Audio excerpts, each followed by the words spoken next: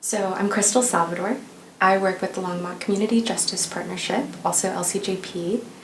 I've been working for LCJP for almost 2 years now, and LCJP is a small community, well, I say small, we're a small team, community nonprofit, but because we do work in the community, we rely on a really large volunteer pool. You know, we have had a partnership with the Longmont Police Department for over 25 years now.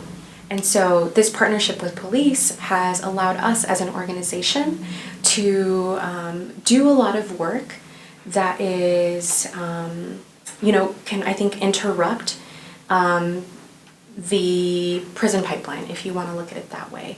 We are able to partner with police to get all types of cases. We take youth and adult cases, and it doesn't just have to be a first-time offender. We work with people who have all sorts of different histories with interaction with law enforcement, and we take all types of cases, anything from like a misdemeanor to a felony level case, sometimes multiple felonies. And we have the ability to bring community together to have a facilitated dialogue, support victims, and try to provide a space where offenders can take responsibility and also feel some community support and have an opportunity for reintegration.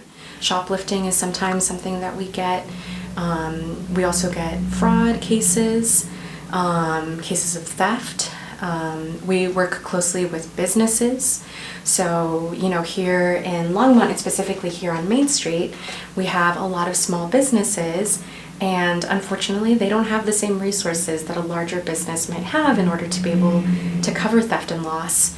And so we have been able to provide different opportunities for small business owners to also participate in restorative justice and to be able to share with people that have shoplifted or stolen from them about the specific impacts that they encounter as a small business owner. So because of this police partnership, we often get referrals from police.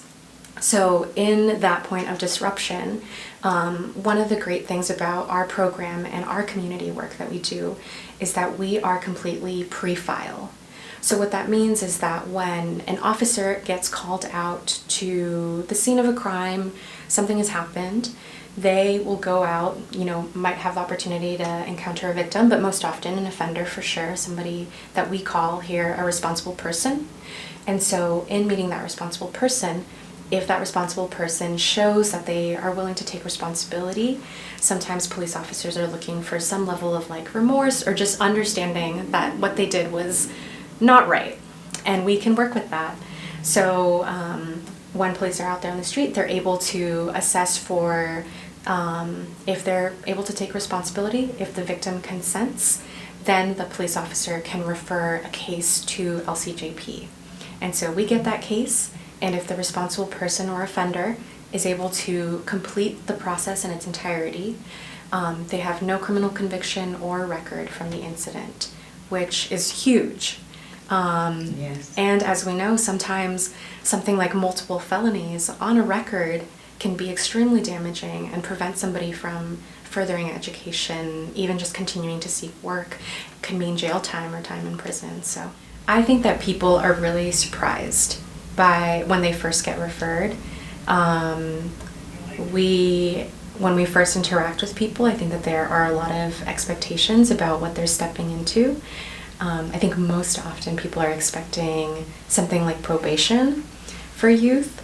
And I think a lot of parents are really grateful for the opportunity that they have to support their child, and also that the youth have the opportunity to have restorative justice.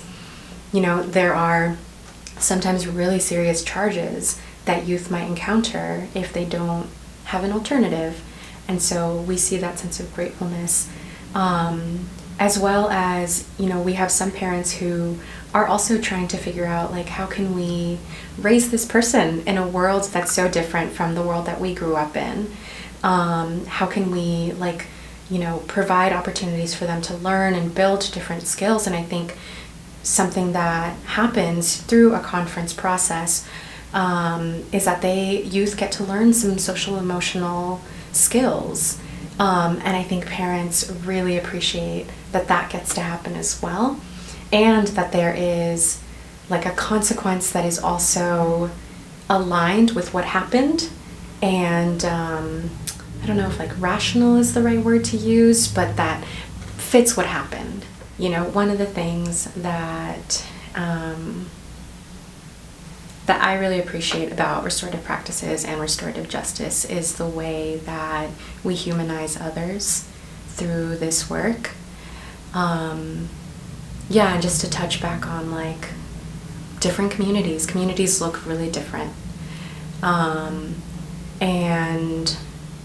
for me, growing up like as a very, like in a very marginalized community,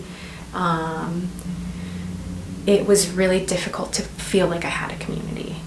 And I think one of the things that I love so much about restorative practices is the way that it focuses on building community in particular and calling people in rather than pushing people away when they have done something that is wrong, if you want to look at it that way.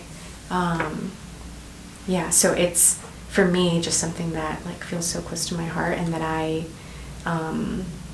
I advocate for restorative practices everywhere for the reason of like being able to humanize folks.